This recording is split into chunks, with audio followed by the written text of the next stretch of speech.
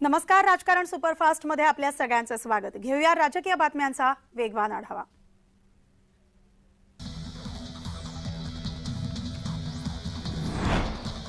ललित पाटील प्रकरणात कोणालाही माफी मिळणार नाही. ललित पाटीलला रुग्णालयातून पळवण्यात काही पोलिसांचा हात होता.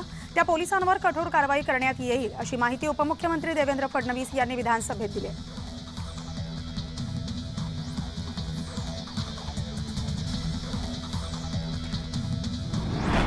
राज्य सरकारनं आतापर्यंत ड्रग्ज प्रकरणात मोठ्या कारवाई केल्यात. राज्यातील जवळपास 2000 पान टपऱ्यांवर कारवाई केलेली आहे. आता जर ही कारवाई केली नाही तर भविष्यात लहान मुलं नशेच्या विळख्यात सापडू शकतात असंही फडणवीस यांनी सांगितलं.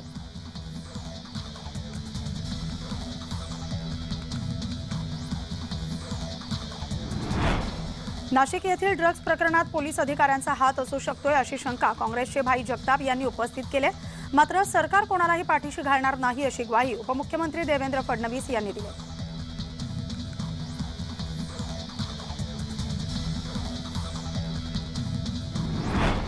जुनी पेन्शन योजना पुन्हा लागू करावी यासाठी राज्यातील कर्मचाऱ्यांनी विधानभवनावर मोर्चा काढला.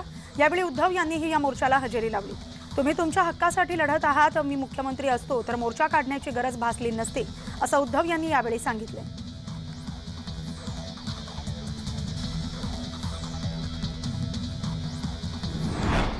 राज्य मागासवर्ग आयोगात राजीनाम्यांचं सत्र सुरूच आहे. राज्य मागासवर्ग आयोगाचे अध्यक्ष निवृत्त न्यायमूर्ती आनंद निरगुडे यांनी त्यांच्या पदाचा राजीनामा दिलाय आणि मुख्यमंत्र्यांनी त्यांचा राजीनामा स्वीकारलाय.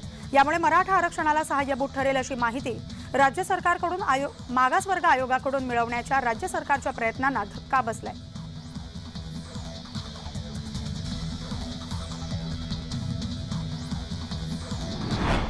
राज्य सरकारमध्ये सध्या कुरबुरीचं राजकारण सुरू आहे. राज्य मागासवर्ग आयोगावर राजकीय दबाव आणला जातोय असा आरोप करून हिंमत असेल तर सगळ्या महापालिकांची चौकशी करा असं आव्हान अनिल परब यांनी सरकारला दिले.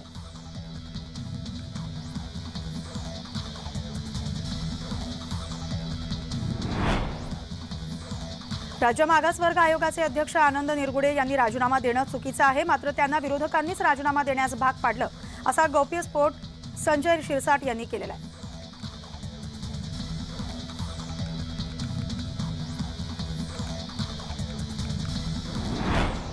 राज्य मागासवर्ग आयोगावर सरकारचा दबाव असल्यानंच आयोगातील अनेक सदस्य आणि अध्यक्ष राजीनामा देत आहेत. आयोगात सरकारमधील काही व्यक्ती हस्तक्षेप करत असून हे चुकीचं आहे असा आरोप अंबादास दानवे यांनी केलाय.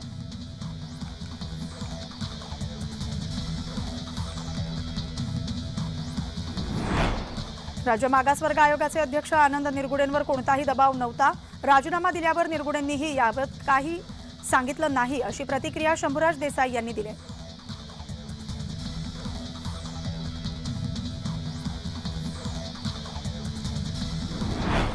आनंद निरगुडे यांनी आपल्या पदाचा राजीनामा दिलेला आहे. या प्रकरणी मागासवर्ग आयोगावर सरकारचा दबाव आहे.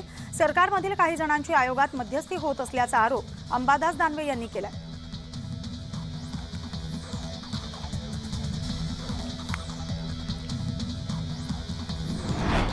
राज्य मागासवर्ग आयोगाचा राजीनामा दिल्यानंतर लक्ष्मण हाके यांना नोटीस बजावण्यात आलेली आहे. ठाकरे गटाचे प्रवक्ते असल्याचं कारण देत मागासवर्ग आयोगाच्या सदस्यांचा राजीनामा दिलेल्या लक्ष्मण हाके यांना कारणे दाखवा नोटीस बजावण्यात आले.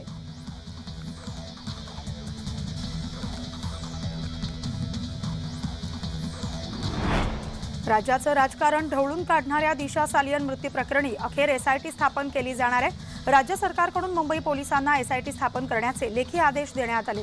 अतिरिक्त पोलीस आयुक्तांच्या नेतृत्वाखाली एसआयटी स्थापन होणार आहे. दरम्यान गेल्या हिवाळी अधिवेशनात गृहमंत्री देवेंद्र फडणवीस यांनी दिशा सालियन मृत्यू प्रकरणी एसआयटी चौकशीचे आदेश दिले होते.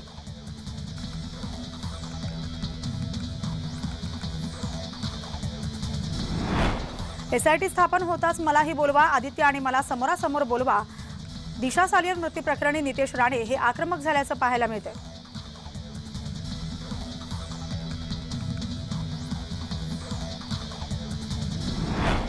उद्धव यांना अडचणीत आणण्यासाठी शिंदे सरकारकडून खेळी खेळली जाते. मुंबई मनपाच्या माध्यमातून उद्धव यांच्या समोर अडचणी निर्माण केल्या जात आहेत. मुंबई मनपाच्या 25 वर्षांच्या कामाचं ऑडिट केलं जाणार आहे. त्यासाठी सरकारकडून 3 सदस्यीय समिती गठीत करण्यात आलेली आहे अशी घोषणा मंत्री उदय सामंत यांनी केली.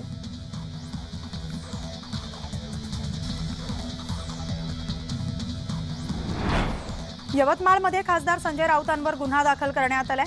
पंतप्रधान नरेंद्र मोदी यांची बदनामी केल्याप्रकरणी राऊतांवर हा गुन्हा दाखल करण्यात आलेला आहे। सामनातील अग्रलेखामुळे राऊतांच्या अडचणीत वाढ होण्याची शक्यता आहे।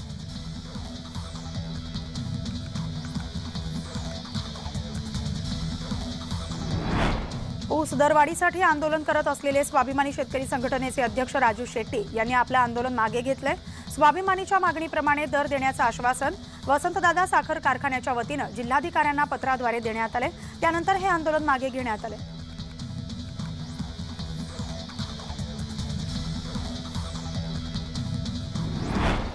धीरज साहूंविरोधात मनमाडमध्ये भाजपकडून आंदोलन करण्यात आलंय।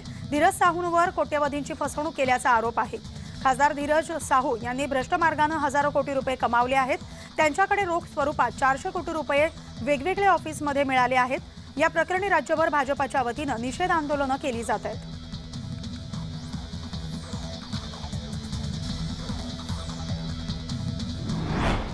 रोहित पवारांच्या संघर्ष यात्रेचा नागपूरमध्ये समारोप होणार आहे। समारोप यात्रेत शरद पवार उपस्थित राहणार आहेत। मात्र नागपूरमध्ये असूनही उद्धव कार्यक्रमाला उपस्थित राहणार नसल्याची चर्चा समोर येते।